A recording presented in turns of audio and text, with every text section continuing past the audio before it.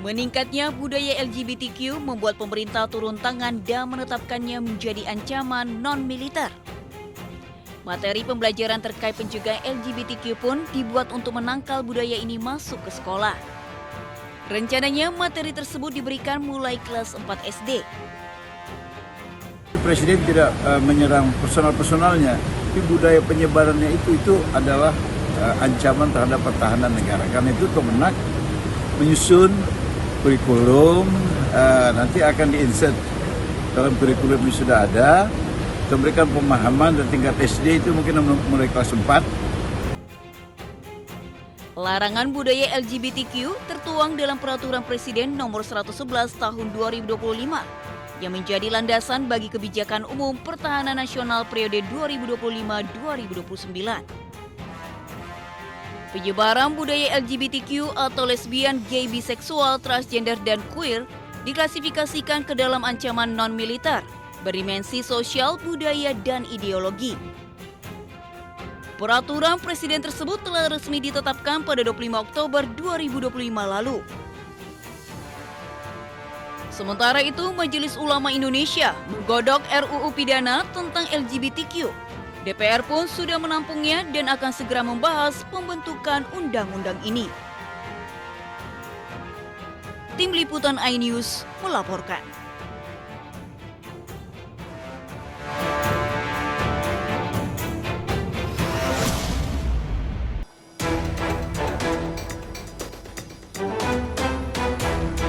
Roy Suryo lagi-lagi ajukan pra-peradilan ke Pengadilan Negeri Jakarta Selatan.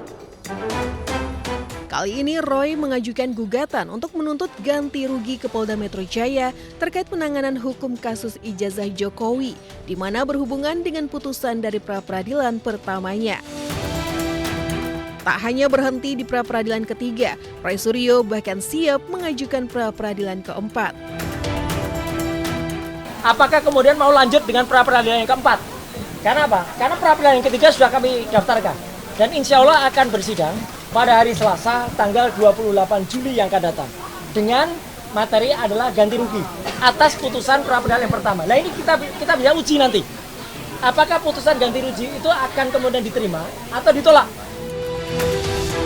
Permohonan pra-peradilan ketiga Roy didaftarkan ke pengadilan pada Rabu 15 Juli 2026 dan teregistrasi dengan klasifikasi perkara mengenai ganti kerugian.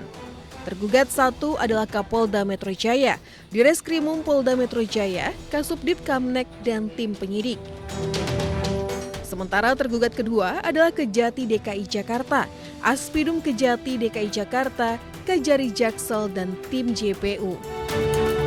Tim Liputan iNews melaporkan.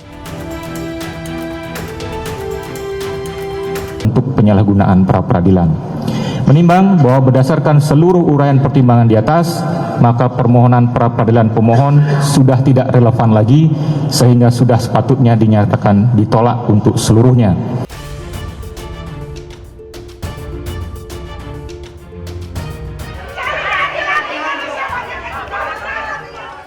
Ruang sidang berubah riuh oleh teriakan ibu-ibu pendukung Roy Suryo usai hakim membacakan putusan pra-peradilan.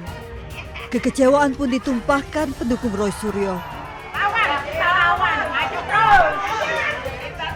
Hakim Tunggal Sidang Pra-peradilan Roy Suryo Iketut Darpawan memutuskan menolak seluruh permohonan pra-peradilan kedua Roy Suryo.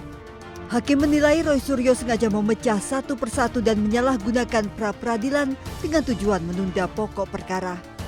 Dengan demikian penetapan status tersangka Roy Suryo sah.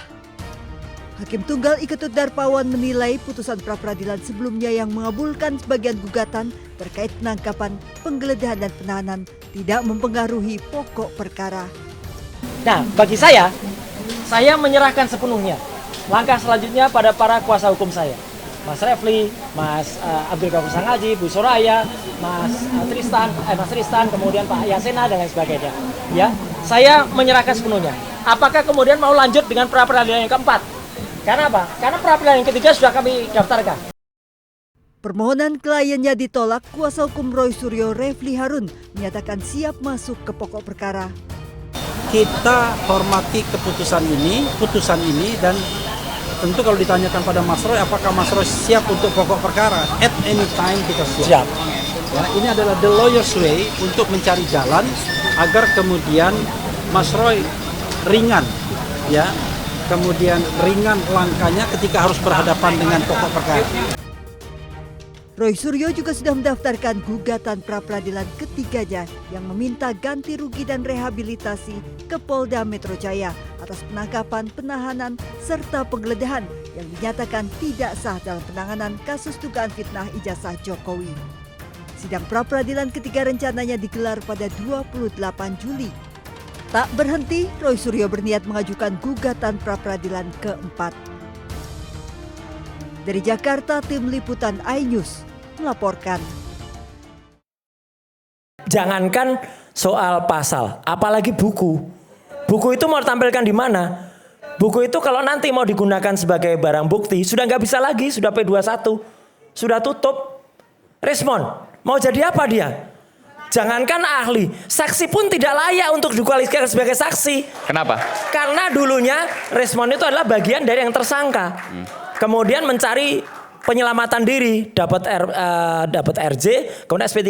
Kalau dia masih tersangka, dia kemudian menjadi saksi mahkota, menyerang kami, lah itu malah boleh. Tapi sekarang udah nggak, tanyakan deh pada lawyernya Jokowi. Jangan-jangan lawyernya Jokowi juga nggak akan pakai ini Respon ini, nggak akan dipakai. Udah apalagi kita bahas bukunya, udah lewat buku pesanan lagi, ya nggak usah.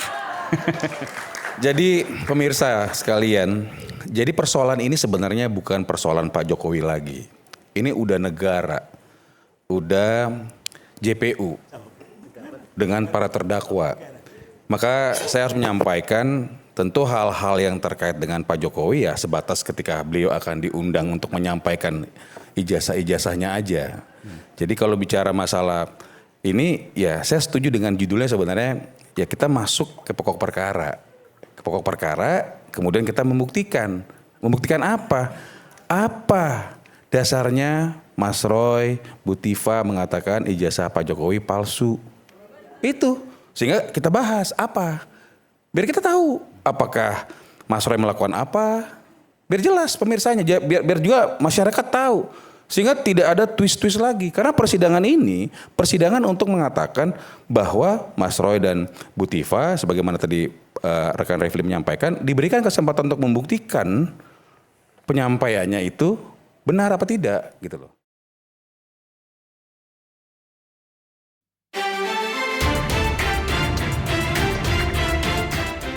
Kuasa hukum Febri Adriansyah, Hotman Paris Hutapea sesumbar jika Kapolri Jenderal Listio Sigit Prabowo tidak meminta izin kepada Presiden saat menetapkan mantan Jampitsus Febri Adriansyah sebagai tersangka. Hotman berdalih seharusnya Kapolri meminta izin kepada Presiden saat akan menetapkan Febri sebagai tersangka.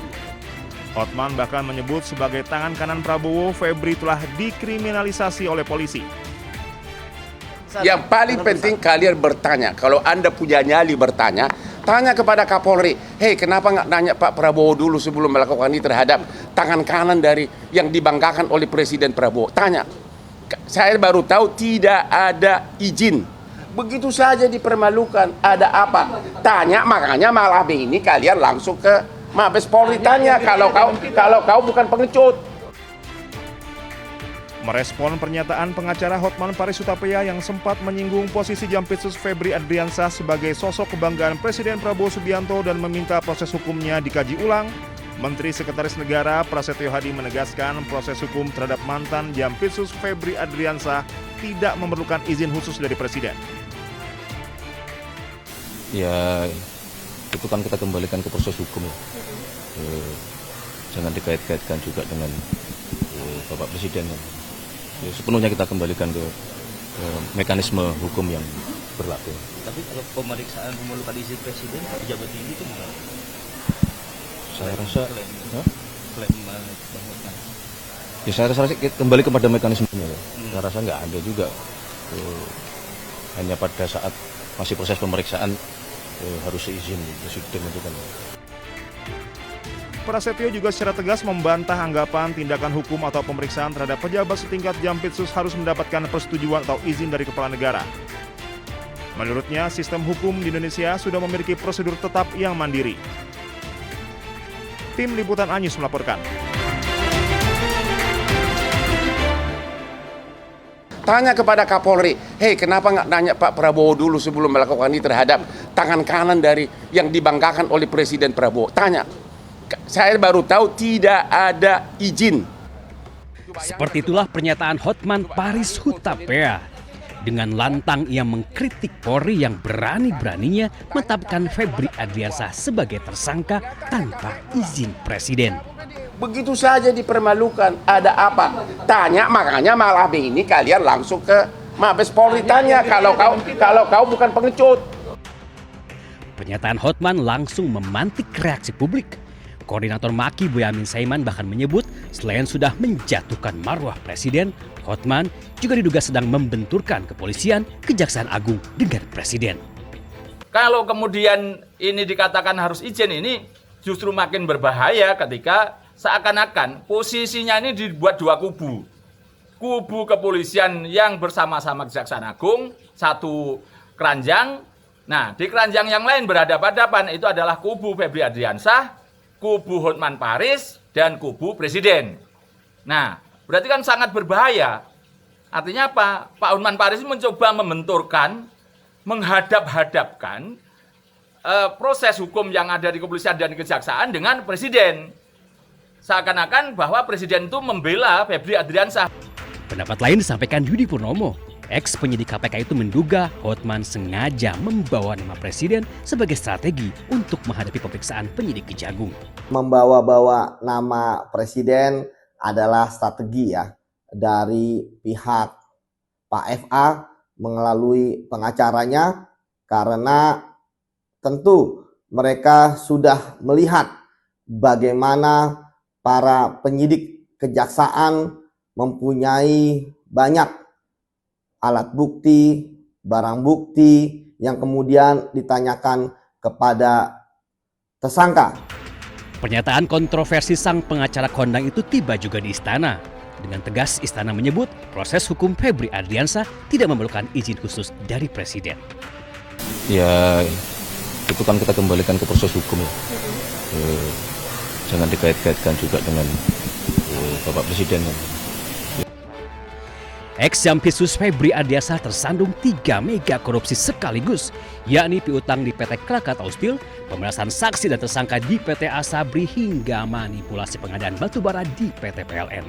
Bersama rekannya Don Rito, Febri telah ditetapkan sebagai tersangka, namun hingga kini belum juga ditahan oleh penyidik Kejagung. Tim Liputan Ainus melaporkan.